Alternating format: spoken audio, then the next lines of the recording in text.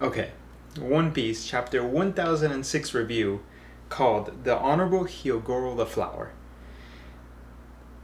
And I just had a bad feeling when I read that. I'm like, I hope that's not foreshadowing. But yeah, we still don't continue the fight on the roof, and we continue to see what the Straw Hats are gonna be doing in the chapter. Oda draws us a beautiful cover page of Kaido's crew, the Tobiropo, the Calamities, and himself in the center, just laughing. So we start the chapter with the eye cat, the eye paper people. I don't know what to call them. Just a scouting to see where Momonosuke is to take him out, because once they take out Momonosuke, the raid would pretty much be over and they would have to do something else or regroup because he's the future. But you can see that she has very good observation haki. Like she can see through Yamato's clothes to see Momonosuke hiding.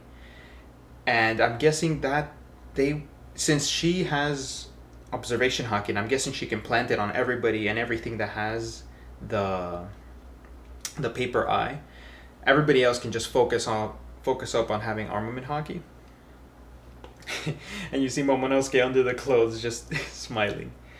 Foreshadowing here with Sanji, I'm assuming that he's gonna meet Yamato also, because he kind of heard the name of who Yamato is. He's asking for directions where to go, and I'm assuming he's gonna go help the Scabbards because they're wounded. He should know they're wounded. They escaped the fight with Kaido,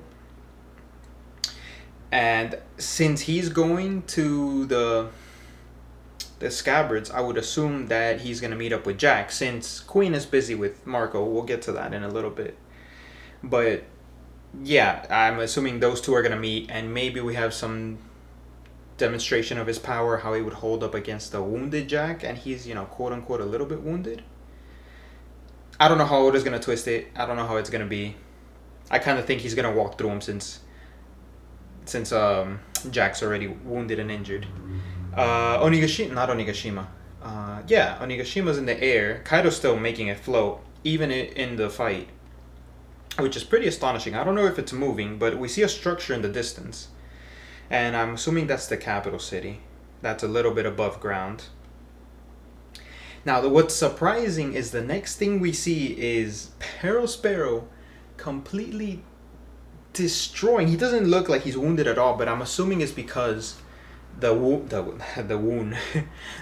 got covered, and that's the only weakness of the Sulong transformation. Is if the moon gets covered, if there's no moon, there's no Sulong transformation. And it looks like he just banked on that idea. I don't know how it would have been if Carrot was full Sulong with Wanda, but he just disrespecting and throwing Carrot on the ground, and he walks off to the center of Onigashima, and we'll see later where he goes.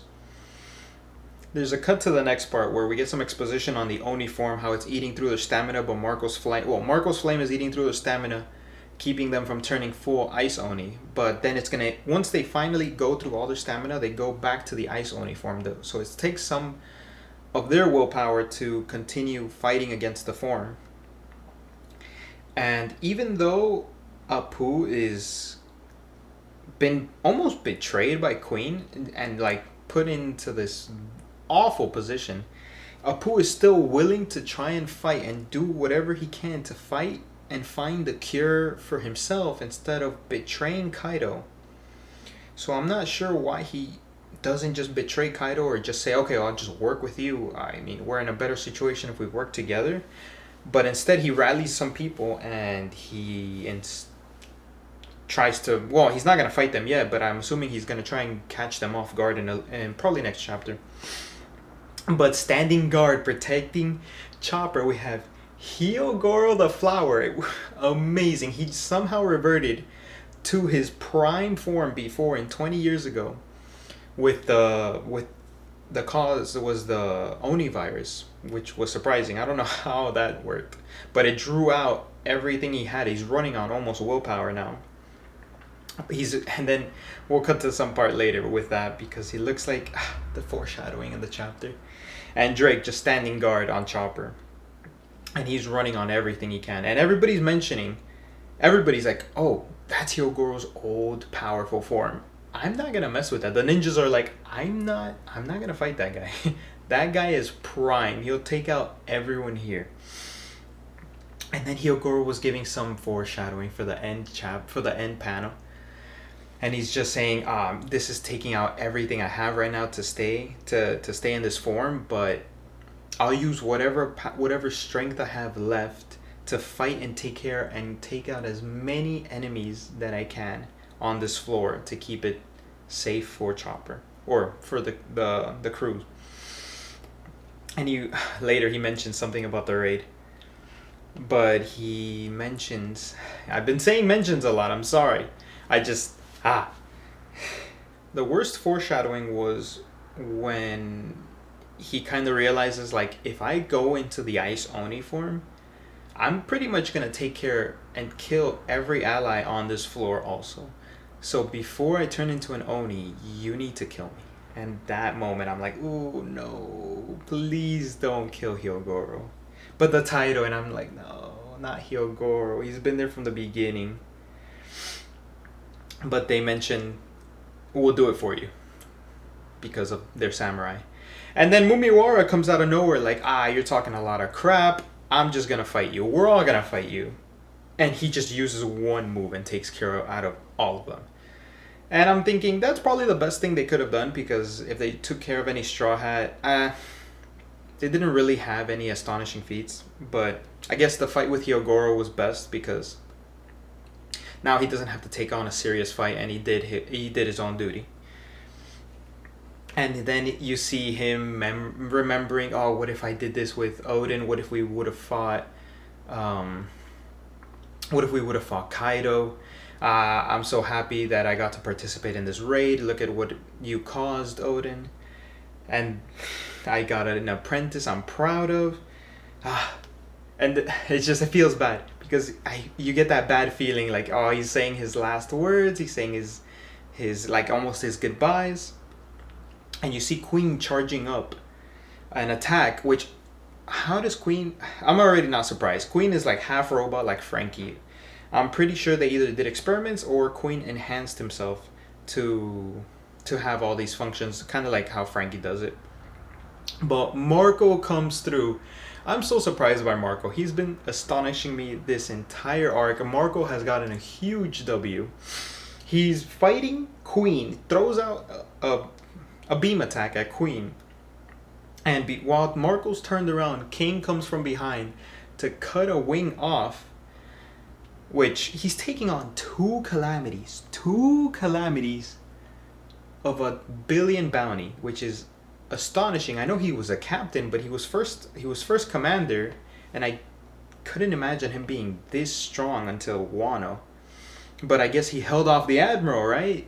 So he's... I wonder if he got stronger in that time skip.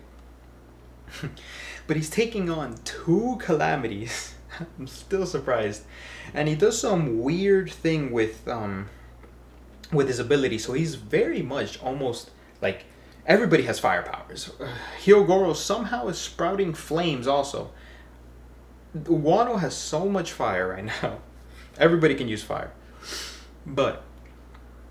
yeah, Marco does some weird, manipulation of his flames, and he directs it at King.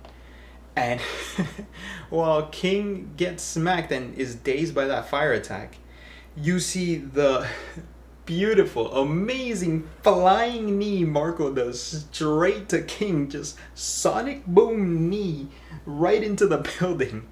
And while Marco, Queen quickly hurries up, and while Marco's he got out of his dinosaur form, and while I guess Queen tried to get a quick shot in, or a quick cheap shot, and while Queen is picking up the robo, Marco just slams him way the heck. I don't know where Queen went. He just went flying across. And Marco mentions, it's a little difficult holding back, two calamities with over 1 billion bounty.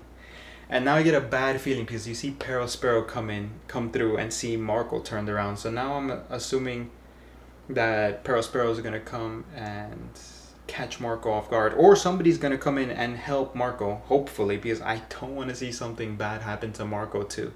Because Big Mom was saying, Perospero, you need to finish Marco off. I wonder why. But he might have some ability that has to do with against Marco's flames. And now we come to the last panel. You see the last panel, and Hyogoro's at his limit. I would assume everybody starts turning back into their Oni form, Oni Ice Demon form. Hopefully Chopper can come through, but it looks like Hyogoro's saying his last words, and just tears in his teammate, in his ally's face as he's gonna just swing and kill Hyogoro. And you see like just sad panel of like destroyed, defeated Hyogoro. But yeah, that's the end of the chapter. And luckily no break next week, so we'll see. Hopefully we cut to see what happens to Hyogoro in the next chapter, and hopefully Chopper comes through.